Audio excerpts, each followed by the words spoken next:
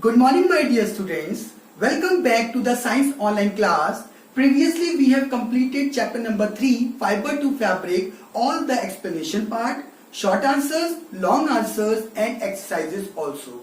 Today, let us start the new chapter, that is chapter number 4, Heat and Temperature. आज हम chapter start कर रहे हैं जिसका नाम है heat and temperature. Before starting the chapter I would like to read the conversation between two boys. Wait. Now see, Sunny, you have a blister on your finger. Sunny, एक student दूसरे वाले से कह रहा है कि सनी आपके हाथ पे ब्लिस्टर हो गया, मीन्स उसका हाथ जल गया है. कैसे जल गया है? Yes, I got this when I was making some tea for my parents. ये कब लगा उसे? जब वो अपने पेरेंट के लिए चाय बना रहा था. I touched the lid of the kettle that was too hot. उसने क्या करा? केटल की लिड पकड़ ली जो कि बहुत ज्यादा हॉट थी, गर्म थी. You should have used a cloth to remove the lid. उसने कहा कि तुम्हें क्या करना चाहिए था? लिड पकड़ने के लिए कपड़े का यूज करना चाहिए था, ना कि डायरेक्ट उसको पकड़ना चाहिए था. The handle and the lid had wooden parts and my mother told me to lift the kettle using that. उसने कहा कि जो कैटल होती है उसके हैंडल पे वुडन पार्ट होता है, तो मदर ने एडवाइस किया था कि वो वुडन पार्ट छू के आप उस कैटल को यूज करोगे, बट उसने ऐसा नहीं किया था. Yes, it would have saved your fingers. अगर ऐसा आप करते तो आपकी फिंगर सेव हो जाती, आपको ब्लिस्टर नहीं होता. You will find wood, cane and other such material wrapped around the utensils. जितने भी यूटेंसिल्स होते हैं उसके हैंडल्स पे क्या होता है? वुडन पार्ट होता है. ठीक है. These are bad conductors of heat. कुछ प्लास्टिक पार्ट भी होता है जो भी आपका बहुत ज्यादा थर्मोसेटिक प्लास्टिक होती है, और वुडन पार्ट भी होता है जिससे वो आपके जो मटेरियल होते हैं वो बैड कंडक्टर ऑफ हीट होते हैं, वो हीट का कंडक्शन नहीं करते, जिसकी वजह से आप उसको इजीली पकड़ सकते हैं और आपको हॉट फील नहीं होता है, आप जलते नहीं, बर्न नहीं होते. ठीक है. So it is now important for us to know how the handle hot things. अब हमें ये जानना बहुत जरूरी है हमारे लिए कि किस तरीके से हम हॉट थिंग्स को पकड़े. गर्म चीज अगर आप ले रहे हैं तो उसको किस तरीके से पकड़ेंगे. ठीक है. अब हम इस चैप्टर को स्टार्ट करते हैं. चैप्टर में स्टार्टिंग में हम देखते हैं कि we wear woollen clothes in winter. जाड़ों में हम वुलन क्लोथ्स पहनते हैं. ठीक है. लाइट या कॉटन क्लोथ्स हम समर में पहनते हैं. क्यों? बहुत सिंपल सी बात है कि जाड़ों में ठंड बहुत लगती है, तो वुलन क्लोथ्स हमें ठंड से बचाती हैं. वुलन का मतलब होता है वूल. वूल आती है आपकी शीप से. तो आपने देखा होगा शीप, जो विंटर्स में जो शीप होती है तो उसके ऊपर जो हेयर्स होते हैं, जो फ्लीस होता है, तो वो जो फ्लीस होता है, हेयर्स, वो शीप को विंटर्स में ठंड से बचाता है. तो वही हम निकाल लेते हैं, वो हम पहन लेते हैं. अगर एनिमल्स भी बच सकते हैं ठंड से तो हम लोग भी बच सकते हैं. तो इसीलिए हम क्या करते हैं, विंटर्स में हम वुलन क्लोथ्स पहनते हैं, और समर में हम लाइट कपड़े पहनते हैं, कॉटन के कपड़े पहनते हैं. बेटा क्यों? क्योंकि कॉटन के कपड़े कैसे होते हैं? गुड एब्जॉर्बेंट ऑफ स्वेट होते हैं, पसीना अच्छे से एब्जॉर्ब कर लेते हैं और इजिली एयर को अंदर आने देते हैं ताकि आपको कूल फील हो. Second, we feel cold inside the house. ठीक है. During winter months.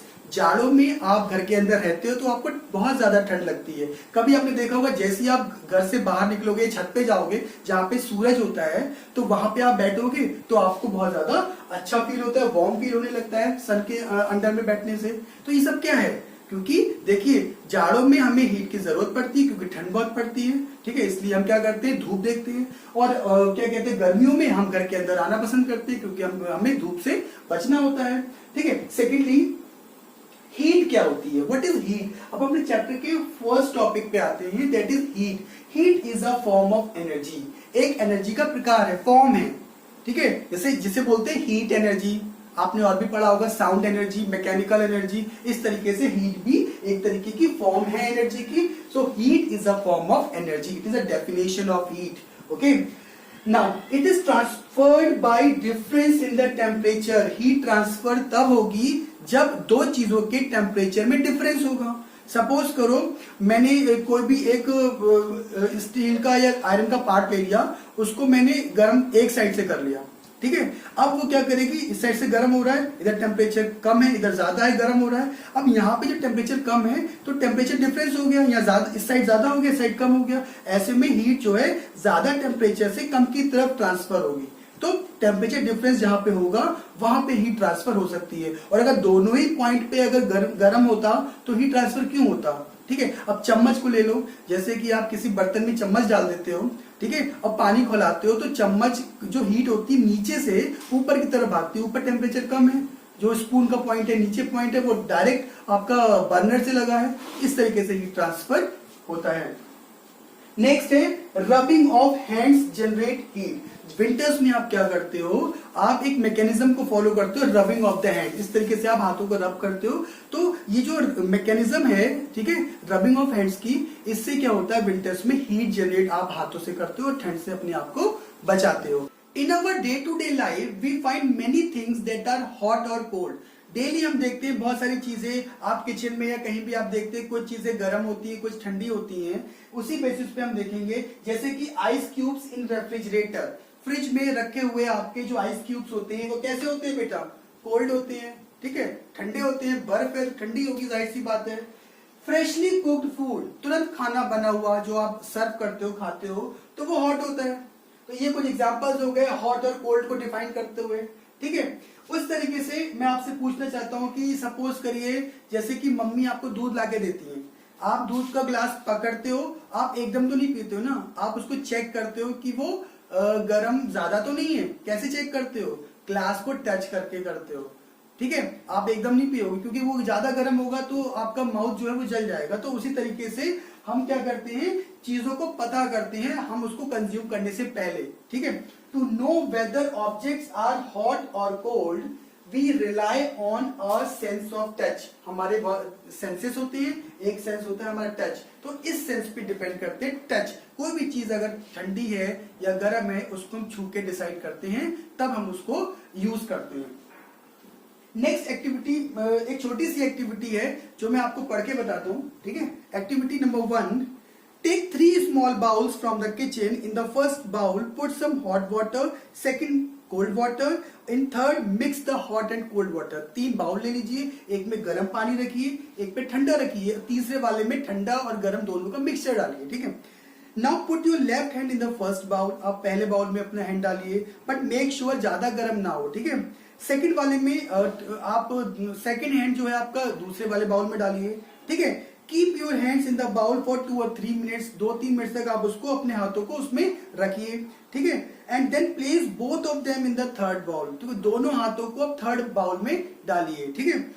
Your left hand will feel cold. जो आपने हाथ गर्म पानी में डाला था, अगर आप उस थर्ड वाले में डालोगे तो आपको कैसा फील होगा, ठंडा फील होगा। ठंडा वाला जो आपका सेकंड वाला था, जो ठंडा पानी था, वो वाला हैंड अगर आप उसमें डालते हो तो आपको गर्म फील होगा। तो ये कुछ चेंजेस दिखाई देते हैं आपको, ठीक है।